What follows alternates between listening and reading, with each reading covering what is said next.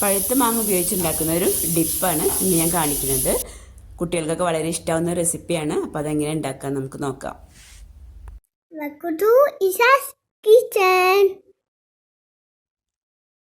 അപ്പോൾ ഈ ഒരു ഡിപ്പ് ഉണ്ടാക്കാൻ ഞാനിവിടെ പഴുത്ത മാങ്ങ 2 എണ്ണം ചെറിയ പീസായി കട്ട് ചെയ്തെടുത്തിട്ടുണ്ട്.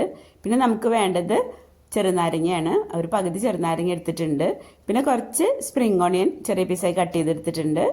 പിന്നെ കുറച്ച് വെളുത്തുള്ളിയും പിന്നെ പച്ചമുളകും, പിന്നെ നമുക്ക് വേണ്ടത് ഒലീവ് ഓയിലും ഉപ്പും. ഇത്ര മാത്രമേ നമുക്കിതിന് ആവശ്യമുള്ളൂ. ഡിപ്പ് ഉണ്ടാക്കാൻ വേണ്ടി നമുക്ക് ഇതൊക്കെ ഒന്ന് വഴറ്റിയെടുക്കണം. അപ്പോൾ അതിന് വേണ്ടി ഒരു പാൻ അടുപ്പത്ത് വെച്ചിട്ടുണ്ട്. അതിലേക്ക് 2 ടീസ്പൂൺ ഒലീവ് ഓയിൽ ഒഴിച്ചു കൊടുക്കാം. ഇനി നമുക്ക് അതിലേക്ക് നമ്മൾ കട്ട് ചെയ്ത് വെച്ചിട്ടുള്ള വെളുത്തുള്ളി ചേർത്ത് കൊടുക്കാം. വെളുത്തുള്ളി ഞാനൊരു 5 അല്ലിയാണ് എടുത്തിട്ടുള്ളത്.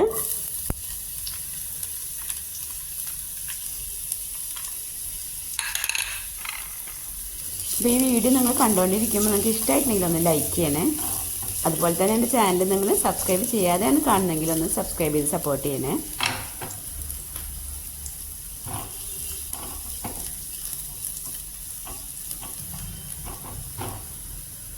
ഇപ്പോൾ വെളുത്തുള്ളിയൊക്കെ ഒന്ന് വഴന്ന് വന്നിട്ടുണ്ടെങ്കിൽ നമുക്കതിലേക്ക് നമ്മൾ കട്ട് ചെയ്ത് വെച്ചിട്ടുള്ള സ്പ്രിംഗ് ഓണിയൻ ചേർത്ത് കൊടുക്കാം. അതുപോലെ തന്നെ പച്ചമുളകും ചേർത്ത് കൊടുക്കാം.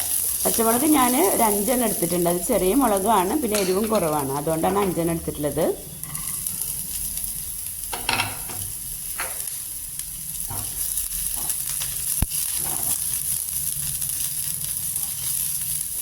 ഈ ഒരു ഡിപ്പ് ഫ്രഞ്ച് ഫ്രൈസിൻ്റെയും അതുപോലെ തന്നെ കട്ട്ലറ്റിൻ്റെ കൂടെ നല്ല കോമ്പിനേഷനാണ് കേട്ടോ. അതുപോലെ തന്നെ നമ്മുടെ നാടൻ വിഭവങ്ങളുടെ കൂടെ നമ്മുടെ ദോശ, ഇഡ്ഡലി അതിൻ്റെ കൂടെയൊക്കെ നല്ല ടേസ്റ്റ് ഉണ്ട് കഴിക്കാൻ. ഇപ്പോൾ പച്ചമുളക് നന്നായി വഴന്ന് വന്നിട്ടുണ്ട്. ഇനി നമുക്കതിലേക്ക് നമ്മൾ കട്ട് ചെയ്ത് വെച്ചിട്ടുള്ള മാങ്ങ ചേർത്ത് കൊടുക്കാം. ഇത് ചപ്പാത്തിൻ്റെ കൂടി നല്ല കോമ്പിനേഷനാണ് കേട്ടോ.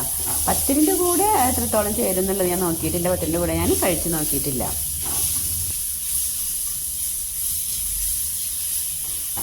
ഇനി ഒരു 5-8 മിനിറ്റ് നമുക്ക് നന്നായി ഒന്ന് വഴറ്റിയെടുക്കാം. ആ മാങ്ങയ്ക്കൊന്ന് വെന്ത് ഉടഞ്ഞു വരുന്നവരെ നമുക്കൊന്ന് വേവിച്ചെടുക്കാം. മധുരം കുറവുള്ള മാങ്ങയാണെങ്കിൽ നമുക്ക് ലാസ്റ്റ് ഇതിലേക്ക് കുറച്ച് തേൻ ചേർത്ത് കൊടുക്കാം കേട്ടോ. ഇപ്പം മാങ്ങയ്ക്ക് നന്നായി വെന്തിട്ടുണ്ട്. ഇനി നമുക്ക് ഫ്ലെയിം ഓഫ് ചെയ്യാം.